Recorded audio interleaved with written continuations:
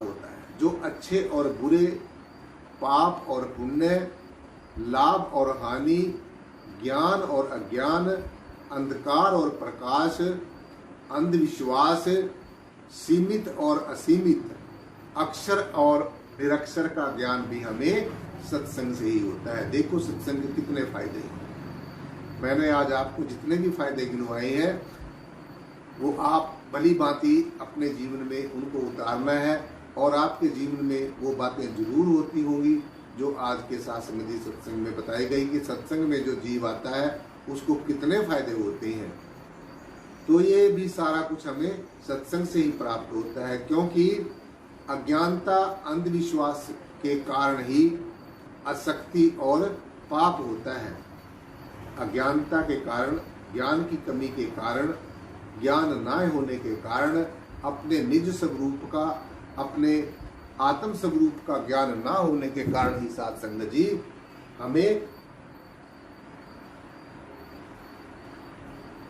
जो है आसक्ति होती है, और जहां पर आसक्ति होती है वहीं पर ही पाप होता है। पाप का प्रमुख कारण वासना है। पाप का, बुराई का, ईर्ष्या का, द्वेष का, आत्मग्लानि का, आपसी खींचातानी का जो कारण है वो वासना है। वासना अज्ञानता, अंधविश्वास के कारण होती है। जो वासना होती है वो अज्ञानता और अंधविश्वास के कारण होती है। और ये बात अच्छी तरीके से नोट कर लेना कि जहां पर वासना होती है वहां पर उपासना नहीं हो सकती। जहां पर काम होता है वहां पर राम नहीं हो सकता। जहां पर वासना होगी वहां पर उपासना कभी नहीं हो सकती। तो इसलिए जो सच्ची और सही जहां पर उपासना होगी साथ संगति, वहां पर सच्चा प्रेम होगा। जहां पर सच्ची उपासना होगी वहां पर सच्चा प्रेम होगा, और जहां पर सच्चा प्रेम होगा साथ संगति, वहीं पर सच्ची भक्ति हो सकती है। सच्चे और निस्वार्थ प्रेम की उपासना और साधना की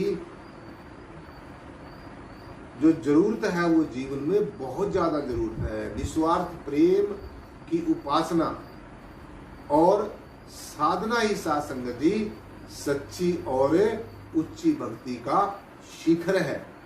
ध्यान से सुन लेना। जहां पर वासना होगी वहां पर उपासना नहीं हो सकती। जहां पर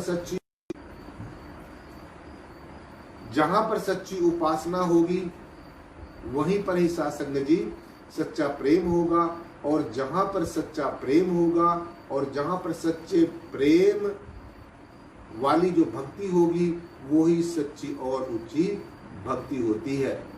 सच्चे प्रेम में सच्चे और निस्वार्थ प्रेम की उपासना और साधना ही सच्ची और उच्ची भक्ति है। ये भी सत्संग में आकर ही पता चलता है। सत्संग में आकर ये भली भांति साथ संगत जी पता चलता है कि जहां पर सच्चा प्रेम होता है वहां पर सच्ची और उच्ची भक्ति वहीं पर होती है। सच्चे और निस्वार्थ प्रेम की उपासना और साधना ही सच्ची और उच्ची भक्ति है। ये ही भक्ति का शिखर है। और सच्ची भक्ति के लिए, सच्चे शिखर के लिए, सच्चे भक्ति के शिखर के लिए, ज्ञान और ज्ञान के शिखर के लिए प्रेम, सच्चा प्रेम होता है। क्या होता है? सच्ची भक्ति के शिखर पर जो सच्ची भक्ति होती है, जो सच्चा प्रेम होता है परमेश्वर के प्रति, सदगुरु के प्रति, सच्ची भक्ति और सच्चे प्रेम का जो शिखर है, ज्ञान और ज्ञान के शिखर पर सच्चा प्रेम होता है। इस अकाट्य विश्वव्यापी सच को भी साथ संगत जी सत्संग के प्रभाव से समझा जा सकता है। तो मैंने आज आपको सत्संग के कितने फायदे किए। जहां पर सच्चा प्रेम और उपासना होगी वहां पर वासना ज्यादा समय तक नहीं टिक सकती। तो सत्संग से साथ संगत जी, सत्संग से चित्त में प्रज्ञा का प्रकाश होता है और निज स्वरूप आत्मा के ज्ञान का दीपक जल जाता है। ये भी सत्संग का ही प्रभाव है।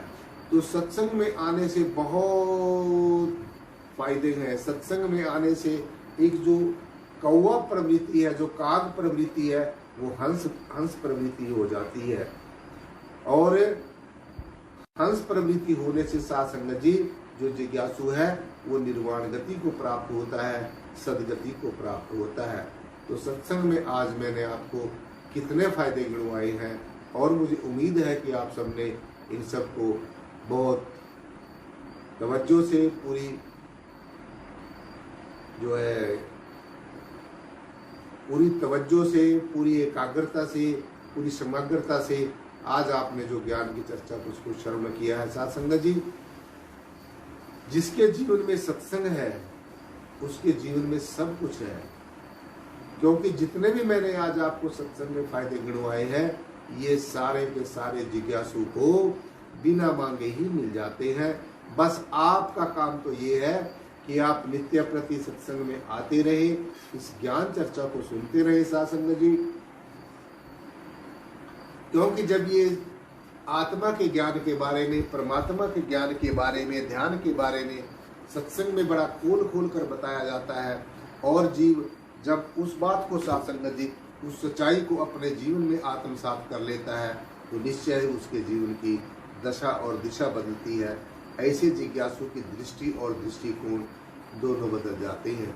तो जिसके जीवन में सत्संग है तो उसके जीवन में सब कुछ है, और जिसके जीवन में सत्संग नहीं है, सेवा नहीं है, सुमरण नहीं है, तो ये समझ लेना चाहिए उसके जीवन में कुछ भी नहीं है। ऐसा जीवन पशुओं और पक्षियों से भी बदतर है, क्योंकि मनुष्य जीवन में और जोनियों के जीवन में यही साथ संगत जी फर्क है कि जो मनुष्य है, मनुष्य साथ संगत जी, मनुष्य के अंदर विवेक होता है, समझने की शक्ति होती है, निर्ख और परख करने की शक्ति होती है। मनुष्य के अंदर 5 के 5 तत्व भरपूर होते हैं, पूरे होते हैं, और इनके साथ साथ में जो ज्ञान है, जो विवेक है, वो भी मनुष्य के अंदर भरपूर होता है। अगर ये अपने ज्ञान को जागृत कर ले, अगर ये अपने विवेक को, तीव्र विवेक को जागृत कर ले, अपनी जिज्ञासा को तीव्र कर ले, तो साथ संगत जी ऐसा हो ही नहीं सकता कि इसको कुछ ना मिले। इसके मांगने से पहले ही सब कुछ मिल सकता है। सत्संग में आने से सतना कसाई जैसे जो लोग हैं, जो निर्दोष पशुओं पक्षियों का जो साथ संगत जी गले काटते थे, तो ऐसे से जो लोग हैं जिन्होंने जीवन पर्यंत निर्दोष पशु पक्षियों के गले काटे, तो ऐसे लोग साथ संगत जी सत्संग में आकर निर्मल हो गए। और आज सतना कसाई का नाम हम अपने संतों महापुरुषों के साथ में ही पढ़ता है, उनके साथ में ही हम पढ़ते हैं जहाँ पर संतों महापुरुषों का नाम लिखा हुआ है। गणिका जैसे जो जीवन पर्यंत साथ संगत जी जिन्होंने पाप किए, ऐसी सी गणिका भी परमेश्वर की शरण में आकर, सदगुरु की शरण में आकर निष्पाप हो गई और उसका जीवन धन्य हो गया, वो निर्मल हो गई। और साथ संगत जी सत्संग में आने के कितने फायदे हैं, प्रभु के सिमरण करने के कितने फायदे हैं। जब प्रहलाद को होलिका आग में लेकर बैठ गई साथ संगत जी, और ये कहते हैं कि होलिका के पास एक शक्ति का एक कवच था, और उस कवच को जब वो याद करती थी, शक्ति के कवच को याद करती थी, तो आग भी उसका कुछ नहीं बिगाड़ सकती थी। परंतु जब वो प्रहलाद को लेकर अग्नि में बैठ गई और उसने शक्ति के कवच का ध्यान किया, और प्रहलाद ने इस पर पूर्ण परिपूर्ण परब्रह्म का ध्यान किया, तो साथ संगत जी फिर वो कवच भी जो था, जो रिद्धि सिद्धि शक्ति थी, जो देव शक्ति थी, होलिका की कोई काम नहीं आई। परंतु प्रहलाद जो इस परिपूर्ण परब्रह्म को साथ संगत जब उन्होंने इसको याद किया, तो देख ले प्रहलाद का अपना पढ़ते हैं कि फिर वो अग्नि में भी जला नहीं है, क्योंकि जब प्रहलाद ने इस निराकार ब्रह्म का जो कवच पहन लिया, इस निराकार परिपूर्ण ब्रह्म का ध्यान किया, तो साथ संगत जी फिर उसका जो होलिका के पास जो कवच था, जो उनके पास कोई रिद्धि सिद्धि शक्ति थी, जो शक्ति का कवच था, वो भी होलिका को बचा नहीं सका। होलिका जल गई और प्रहलाद अग्नि में से जला नहीं। तो ये सुमरण का फर्क है। अब डिपेंड करता है, निर्भर करता है कि जीव किसका सुमरण करता है, किसकी भक्ति करता है।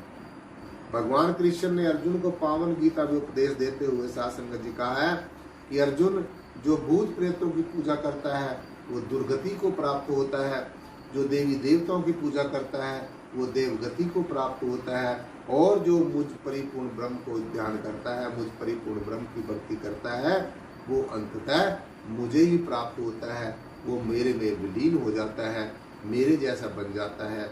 जैसे एक बूंद समुद्र में मिलकर साध संगत जी समुद्र का रूप हो जाती है, एक नदी समुद्र में मिलकर वो समुद्र का रूप हो जाती है, और जब तक वो अलग बहती है, जब तक उसका अपना एक अलग अस्तित्व है, तब तक वो नदी कहलाती है। लेकिन जब वो नदी साध संगत जी समुद्र में मिल जाती है तो फिर उसका नदी वाला नाम समाप्त हो जाता है, फिर वो समुद्र का रूप बन जाती है। तो इसी तरीके से जो जन्म जन्मांतरों से हमारी जो युग युगांतरों से बिछड़ी हुई जो आत्मा है, जो परमेश्वर से मुद्दतें हो गई हैं हमारी आत्मा को, जब तक ये अपने निज धाम को नहीं चली जाती, जब तक ये अपने निज लोक में नहीं चली जाती, जब तक ये जहाँ से बिछड़ी हुई अपने आत्म परमात्मा लोक में नहीं चली जाती, तो तब तक साध संगत जी ये जन्म और मरण का सिलसिला कभी समाप्त नहीं होगा। इसीलिए इस जन्म और मरण के सिलसिले को समाप्त करने के लिए, बार बार संसार में आवागमन को समाप्त करने के लिए हमारे जीवन में सत्संग, सेवा और सुमरण, जो तीन ही महामंत्र है साध संगत जी हमारे जीवन में, इन तीनों महामंत्रों का होना बहुत जरूरी है, अति जरूरी है। इसलिए ये समझना होगा साध संगत जी हमने कि सत्संग की जो महिमा है वो अपार महिमा है।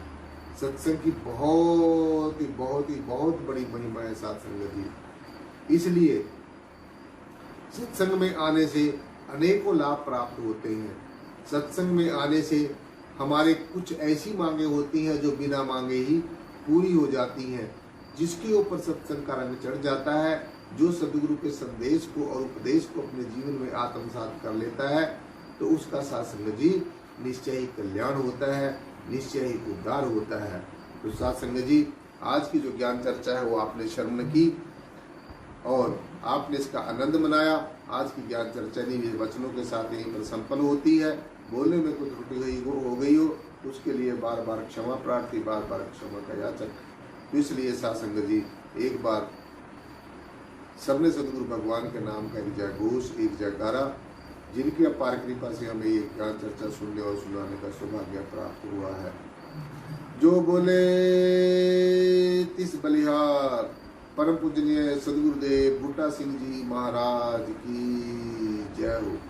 जो बोले तिस बलिहार परम पूजनीय सदगुरुदेव बूटा सिंह जी महाराज की जय हो। जो बोले तिस बलिहार परम पूजनीय सदगुरुदेव मेहताब सिंह जी महाराज की जय हो। जो बोले तिस बलिहार परम पूजनीय सदगुरुदेव लक्ष्मण सिंह जी महाराज की जय हो। जो बोले तिस बलिहार परम पूजनीय सदगुरुदेव प्रियतम नाथ जी महाराज की जय हो। जो बोले तिस बलिहार सर्वसंत समाज की जय हो। साध संगत जी बड़े प्यार और सत्कार के साथ बोलना जी। धन निराकार जी।